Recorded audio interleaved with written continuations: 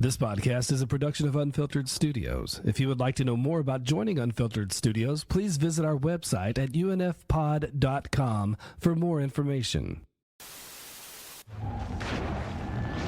In 1974, it happened off the coast of Tahiti. Two divers did not return from a dive trip In today. 1998, it happened in California. No bodies have been found as yet. And now, Daniel, where's the boat? it's going to happen Is that a shark? to you. We're stuck in the middle of the ocean. Open Water. Rated R. Starts Friday and... Hi guys. Do you think we're gonna know each other forever? Seriously? You guys are my best friends. Where are we, by the way? Does anybody know?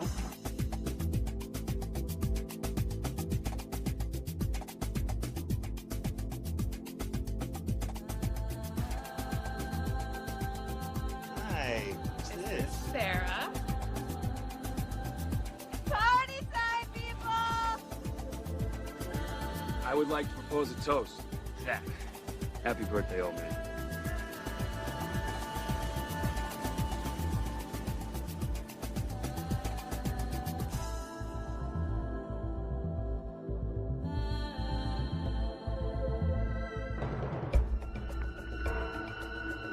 I'm hot. I want to go swimming. You boys want to take a dip?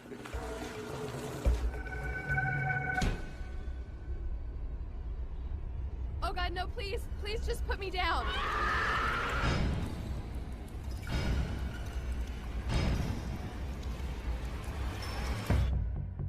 Where's the ladder? There has to be a way, because Sarah's still up there. If it weren't for you, Dan, I wouldn't be here right now.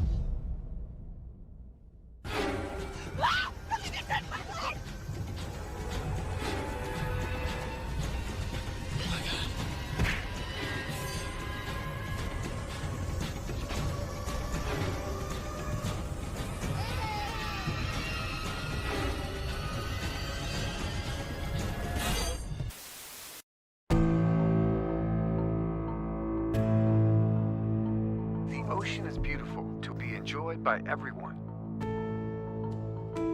The chances of dying from a shark attack are just 1 in 900 million.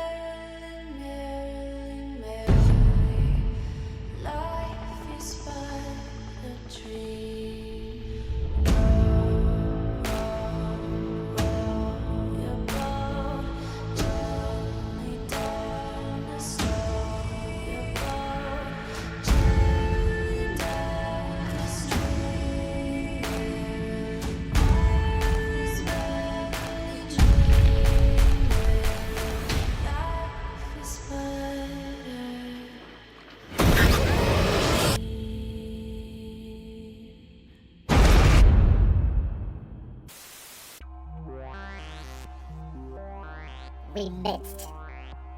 We loaded it. We edited. Sometimes we get so deep into conversation that we have separate segments worthy of their own place in the sun.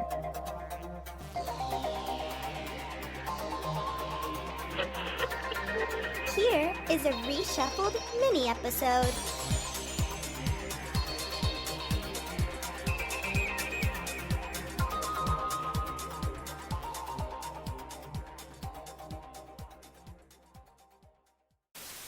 In the 2000s, you get the open water movies. Yeah. Open Water's an interesting one because I remember watching it when it first came out and really not liking it at all. And then came back years later and watched it for the podcast and then completely did a 180 on it. I really like Open Water now. It's quite, for what they can do with it, for the resources that they had at their disposal, I think it's a really good movie. I think the first time I saw it, it was kind of the bickering couple kind of wound me up the first time I saw it. I think I probably wasn't in a particularly You'll good love mood. this. Yeah. I saw it on cable TV, so they Right. bleep out the partial nudity and Oh, right. profanity, Okay. and I think it was like WGN or the CW. I'm like, what Yeah. is this? And it's wild. It. I was really respecting Lionsgate because at that time, they had done they were always buying these just ambitious micro budget movies. Graham Revell did the score for this. He's known for his moody stuff. You've heard his scores Yeah. in movies like the Riddick films, Dead Yeah. Calm, and The I Crow. think he did. I think he did The Craft as well, didn't he, Graham Yep, Revell? I yep. think it's Did The Craft. Yeah. Yep. And so, yeah, 120,000 to 500,000. That's the budget. It makes back 55.5 million.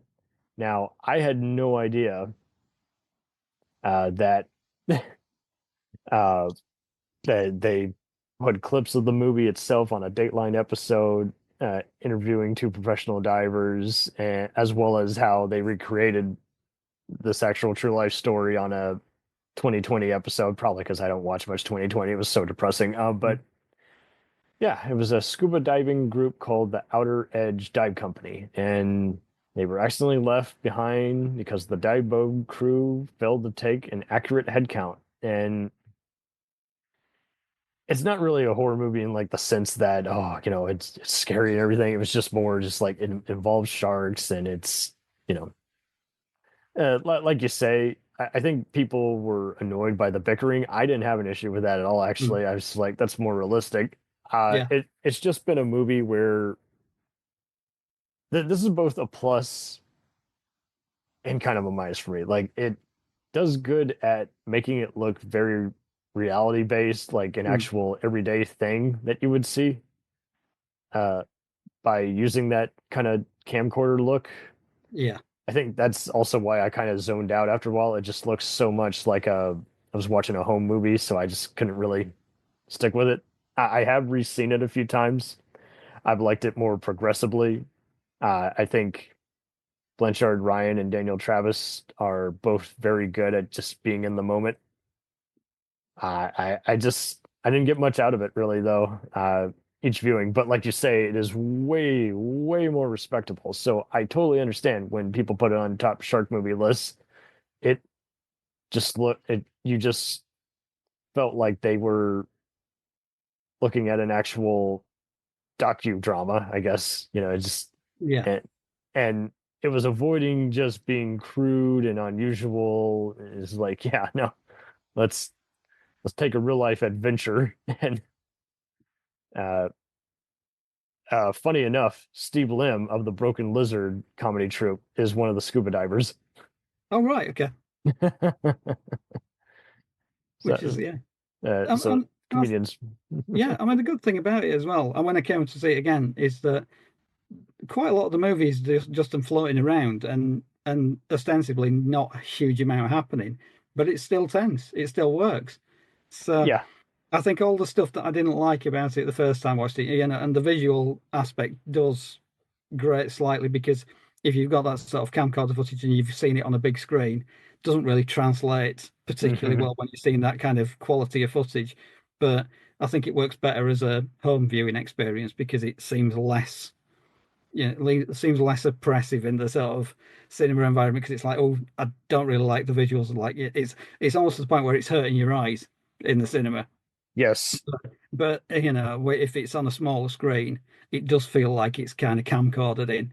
And the fact that they didn't use any digital effects, they wrangled the sharks, they dropped bait into the water and things like that. So, I've got a lot of respect for how they made the movie as well. So I think me being really, really grumpy about this movie at the time I first saw it was wrong. And I think that it's go with your gut, man. Go with your gut. No, it deserves a lot more credit. I mean, when we did it for the podcast, because Haley suggested it, she said, "Oh, have you seen Open Water?" And I was like, "Oh God, not Open Water." And it's like, "Okay, let's do it." And then when I actually watched it for the next time, I was like, "You know what? I was quite wrong." Because all the stuff that I hated about it the first time, like the bickering couple, it kind of worked. It was just, I don't know what it was about that first watch, but I really, really took against it. and it was me. It wasn't the movie. So it was nice being able to revisit it and think, you know what, I was an idiot the first time. All of this stuff that I hated, and there was no reason to hate it at all. And the fact that they made it for relative peanuts and it made a ton of money. Different strokes. Yeah, yeah. So apparently Blanchard Ryan is actually part of the Broken Lizard comedy troupe, so that's why she's appeared in Beer Fest and Super Troopers. Right, okay. I had no idea. This is probably her only accolade, as she won got a Saturn Award for Best Actress. I think it was Blanchard Ryan that took it wasn't it her dad went to the premiere with her, and then like 10 minutes in, there's like the nudity in the movie. Mm-hmm. And she was like sitting thinking like that she wanted the ground to swallow her up. But the thing is, the nudity in open water, I know they would cut it from various TV broadcasts, but it doesn't particularly seem gratuitous. It's just how things are progressing in the plot. Just showing people inside. Yeah, exactly. So it doesn't feel like, hey, we need to get some TNA in this movie. Let's do it in the first 10 minutes. It doesn't feel like that at all. Mm-hmm. Yeah, it's got a lot of stuff working for it. So I've softened on the movie. I still don't get into it. You come around on it. I do have great things to say about the sequel, Adrift. Oh yeah, Adrift, yeah. And again, kind of like Deep Blue Sea Free. It shouldn't work at all, but yeah, I think it's gotten an audience. Like, I've seen it on Showtime a few different times, and it was one of those, I'm like, I'm not expecting to like this. What the hell? It's free. Watch it. It's on free cable. And then next thing you know, I'm like, you know what? I'm getting very invested by all these people, again, it was that this is as close as you get to kind of, again, just the mainstream B movie formula. Take a real life incident, slap on a title related to name only and concept, and then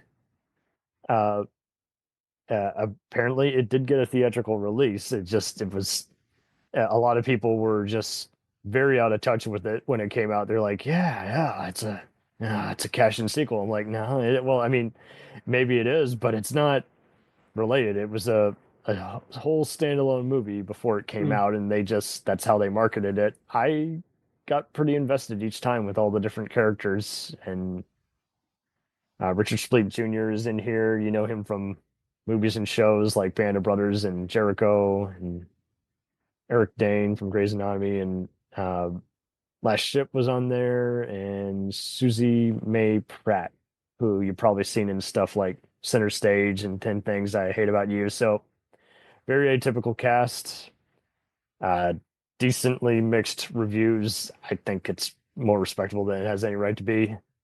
And then we get to Open Water Free, Cage Dive, which I have not seen. So I saw it for free on Sci-Fi Channel, and basically, once I saw this, I'm like, so they're cashing in on the 47 meters down formula, but not doing anything original with it. The shark CGI is bad, like even by indie standards. Like, it just was a total why bother. And I didn't go to theaters. It's not looking like it. Yeah, it wasn't offensive bad. Like, it's watchable compared to the others, but it was one of those, I'm like, come on, man. Now I am annoyed. Like, if I had loved the original film, I would be even more annoyed that you went there. And at the same time, like, it was very watchable compared to so many of the other bad low budget shark movies, but at the same time, it was just like, I don't remember anything about this. It doesn't sound like I'm missing a whole deal with the third one. I did like the second one, and I'm trying to remember whether the UK had it as Adrift. I remember it coming out on DVD at the time. Yeah, they wisely just used the subtitle. They didn't use the Open Water 2 label, where you're just like, okay, that's just adding confusion. That's not. Yeah, exactly. And for the people kind of watching it, it's like, does this bear any relation to the original? I don't think it really does, but I guess it's it's a way in. It's like, if you remember the open water movie, it's like, oh yeah, if there's a sequel, I might do the sequel. Maybe. I do like the way that Adrift is it's a very, very simple concept about how they get into the water and how they can't get back out. And it's one of those things where as well you think like, no one has lowered the ladder, so they can't climb on the yacht. It's and part of it is like thinking, well, how dumb can people be? And then immediately you think, well, people can be pretty dumb. I can buy that.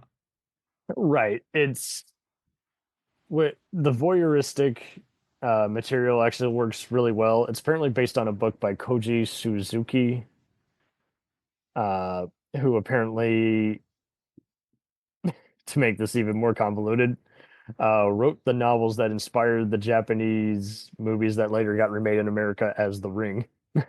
Oh, right, okay. So I guess it's got that real life claustrophobic stuff, minus any supernatural crap. Now, yes, like you say, like I think the voyeuristic way this is shot from the third person angle really lets us buy into this. Is like, okay, kind of like The Reef in a way. Is like, okay, we're seeing people make dumb mistakes, but they're fessing up to it. They're paying for it. They're like, I'm for this to happen, instead of, okay, I'm seeing a bunch of idiots who are about to get into trouble. And it's, again, it's not about sharks. They mention sharks. There are some attacks implied, but it's pretty much, it's all about mainly we're surviving in the water and we're losing, our ability to keep swimming, we're drowning. There's all kinds of other stuff. And I think this is it. Like, I just reacted to it because I bought into, hey, something bad's going down.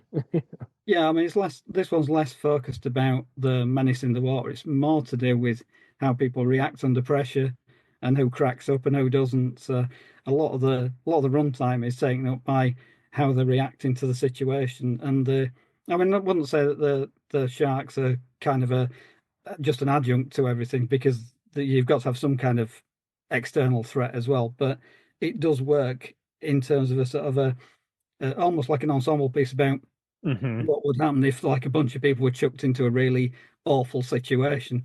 So yeah, it's again, I'm going to kind of use the because it's not a sequel. I was going to say better than any sequel deserves. Like, we know they're going to be eaten by sharks, but the sharks don't pop up, at all. Yeah, exactly. That's the thing, and that's one of the things that's kind of effective as well, because they're not getting back on the boat anytime soon, and it's that kind of sense of creeping dread as well. It's like, when is it actually going to happen? So yeah, I did like Adrift, actually, it's something we haven't yet covered on the podcast, so I think that's probably a suggestion for a future episode. So everybody, buy a foreign DVD of it, so it doesn't have the stupid Open Water 2 label. Yeah. And apparently it came packed with a bunch of special features and everything. It was one of those, like, really, guys? I mean, it makes sense, I guess, but you should have just said, in the spirit of Open Water. Boom. Yeah. Now people are stoked to watch something that's similar, instead of a sequel that's not really a sequel, that's just a decent standalone movie. Yeah, absolutely. It works completely on its own. It went to theaters. I think it got released in Germany first, and then everywhere else, the US and UK, kind of got it straight to video. Yeah. I remember seeing it at the time on Home Entertainment and really, really enjoying it. Oh, it's good. nice to kind of have something pop up and something that you hadn't really heard of, because obviously there wasn't a massive marketing push in the UK. People were hungry. We wanted indie movies instead of the oversaturated, loud blockbusters, and this was what you had. Yeah, thumbs up. Yeah, definitely. We'll return after these messages. Hey, it's Brent Pope, the host of Breakfast with Brent Pope. You've seen me on some of your favorite TV shows saying things like, "Give it up, Jimmy. You got to sink this putt to win." On Breakfast with Brent Pope, I sit down with guests from the entertainment world, and we do it all over breakfast. Or should I say Brentfast? Every week on Brentfast, you get inside Hollywood info and tips, great breakfast recs and booty debates. Most of all, you get the most delightful 30 minutes of your week. So dig in. It's Brentfast time. Listen at Brentfast.com, Apple Podcasts, or wherever fine podcasts are found. Do you ever find yourself thinking about who would win in a fight between Goku and Superman? Hi, I'm James Gavsey, and on the Who Would Win show, me and my co-host Ray ignore anything important happening in the outside world and debate fictional battles between characters from comics, movies, and video games. We got a new show every week, and almost always am I the winner. Yeah, not true, Ray. In the past, we've discussed such matches as Captain America versus Darth Vader, Solid Snake versus the Iron Giant, classic matchups like RoboCop versus Terminator, and even the Muppets versus Sesame Street.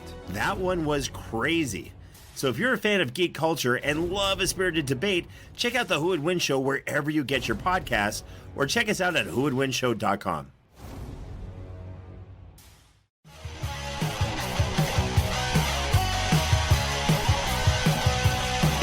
Follow us on the web on Facebook, Twitter, and Instagram. The podcast is available on Podbean, Spotify, iHeartRadio, Anchor, Apple, and anywhere else podcasts are available. Feel free to review our show and leave comments on any of those sites. Thanks a million for listening. It's a chapter.